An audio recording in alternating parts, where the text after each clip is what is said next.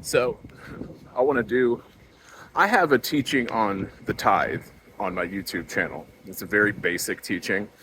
I felt kind of moved to do a further elaboration because this one, especially Hebrew roots people, and by the way, like I said, I tell people this all the time. I keep the feast. Um, I'm probably going to Feast of Tabernacles this year. Yah willing, do it every year, have for about 17 years, except for when I backslid a bunch. I try to keep those feasts and all those things. But Hebrew roots tend to be the most hypocritical people. And there's some on here that troll my page all the time. You know, they believe that you only have to keep the 10. They condemn everybody else that don't. There's other groups that think that you have to keep all the feast, and some think that you can't keep it. I also have a teaching called The Pitfalls of Hebrew Roots. I got 3 parts to it over my 17 years of dealing with half of these hypocrites out here. Now listen, the tithe, when you bring up the tithe to Hebrew roots people, the vast majority of them go New Testament real quick. Like they start talking about, we're not under that law. We don't have no Levite. Well, go find you a Levite. Listen, this is a problem with people that live in the shadows and they don't understand fulfillments. These are the same people that keep Pentecost every year and they haven't received the baptism of the Holy Spirit with the evidence of tongues. Now, that doesn't mean you're not saved, but I'm saying there's shadow pictures. You know, people want to make loopholes on why they don't do certain things and then condemn others for not doing them. And this happens all the time. I was in a church when I very first came into the truth called Worldwide Church of God. And they kept the tithe into 3 parts, which is technically how you do it, where you give a portion to the poor, a portion to the Levites, and a portion off to the side where you could keep the feast. Now, nobody I know really does that. Now, me, myself, I am a faithful tither. I give to my local church. I usually give on top of that offerings and alms at the same time. And some people are confused and they don't think that they have to tithe to a church. In the Hebrew roots, hypocrisy, it's because they don't have a Levite, or the other excuse that they use that it was only food. No, it wasn't. The Torah talks about that they converted their food into kesef, which was silver. Okay. Modern day, your Federal Reserve knows. If you want to give food, go ahead and give food. I mean, I was at a church that was a Book of Acts community and they actually brung cows and stuff for offerings. I mean, but people will look for any loophole to get out of keeping the commandments. Now, I'm just going to say I'm not the judge of this. And I know of I can name at least probably 5 testimonies of people that went to hell. And some of the people they saw in hell were there for robbing God. Now, I know that this gets beat over the head from people and false prosperity ministers, because there's cliches about that because it's a real thing. Okay, my church, when I give to the tithe, my best friend runs a soup kitchen in town. I know the pastor. I know he's a humble man. I know that money goes down into Guatemala for third world country missions. It goes over to support the food kitchen in town, which I am friends with the owner. I volunteered there. This isn't to brag about my works. It's just to give example and illustration. I tell everybody that contacts me that you should be tithing. And if you're going to argue about that I think that there's usually an issue with greed in your life, or you have some kind of money issues that you don't want to give up. Now, I can't judge everybody's heart. I know tons of testimonies of people that tithe that get immediately blessed.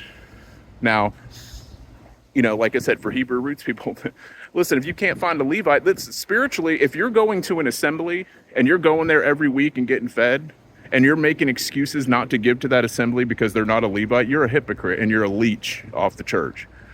Okay, you go and you tithe to anywhere that you're fed that's giving you spiritual food, because most churches and Messianic synagogues and things are doing things for the community as well. And plus the Levite, quote unquote, the pastor of the church, who's there dealing with your marriage counseling, casting out devils, being a psychologist to all you people while doing a sermon every week, deserves to get hired. Like I said, so I believe in tithing.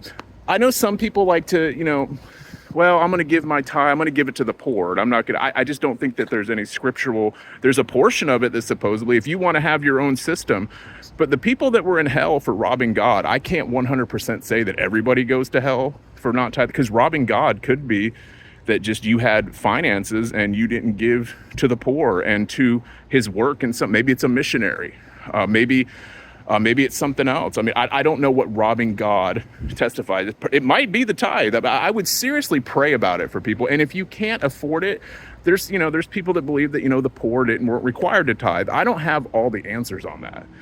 But like I said, one of the number one things I tell people that contact me when they're in dire straits or they believe that they're damned, I tell them to put the sins that you're dealing with up on the right hand and work it and bring it to God.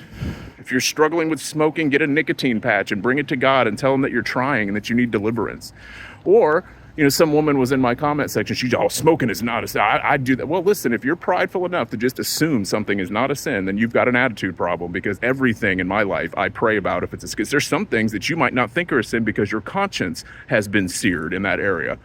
So always bring things to God. I don't care if it's anything that seems like it's not, from alcohol to anything else.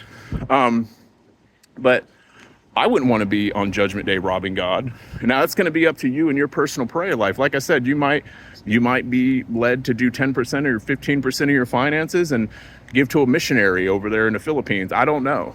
But I felt led to do it because, like I said, I've seen a lot of testimonies of people in hell for doing it. And like I said, I can't tell you every situation. God judges every single person. I'm just saying I'm not going to face him on Judgment Day. And that's a conviction for me to tithe. And since I have a platform, I'm going to tell you my experiences with it and let you decide. Hold on, we got an airplane going ahead of me. I live on an Air Force base, right near one.